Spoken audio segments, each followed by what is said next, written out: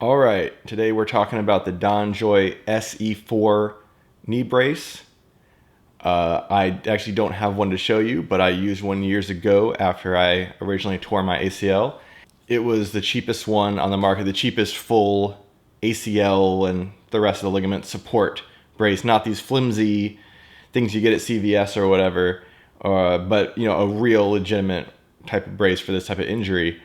And I didn't see a ton of reviews about it, so I wanted to just put it out there. If you're looking for an affordable knee brace, because some of these ACL braces that people want to wear before or after surgery can be really expensive, upwards of $1,000 if you get a custom, who knows how much. But, a lot of times with things, especially important things like an ACL brace, you may be hesitant to trust the cheapest option. I was about to go on a road trip for a month, not long after I tore mine, and I was hoping to be able to ride my bike and do everything as if I didn't have an injury. And luckily, after I realized you have to tighten them down extremely tightly to make it work like that, it did, and it allowed me to ride my bike virtually every day for a month, completely free of any kind of pain or limitations. Above and beyond my expectations for that. I thought it might help some. I might still have problems. I might have to hold back, but I didn't have to do anything like that. It was probably some of the better riding I've done in my life with that brace on. So yeah, just wanted to jump out there. I don't have it anymore because my insurance covered a different brace, and a CTI, which is a little more comfortable, certainly, but really expensive.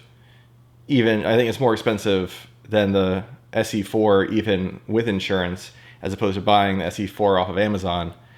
So, a huge price difference. And the CTI has a knee pad system that's super nice, and I really love that. But I actually wonder if the CTI can even hold your knee as tightly as the SE-4 did because of its design. I don't know. I think the CTI is a good post-surgery riding option. It can help keep your legs straight. It's got a great knee pad, all of that. But if you're dealing with not having an ACL and trying to really crank the brace down to make it act as that ligament, I think the DonJoy is probably even better. So yeah, that's it.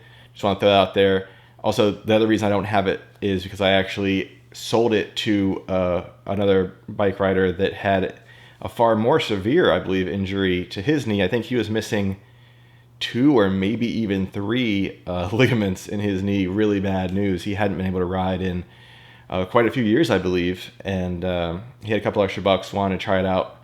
I passed it along, because like I said, I already had a replacement, and it allowed him to start riding again. And I believe it's been probably 3 or 4 years, and I think he's still riding with the same one. So that shows its durability. Certainly, it may not have this most sleek look, the coolest look, or the most comfort, but hey, throw a neoprene sleeve on or spandex or whatever it is, to stop any kind of blisters if you're tightening down really tight.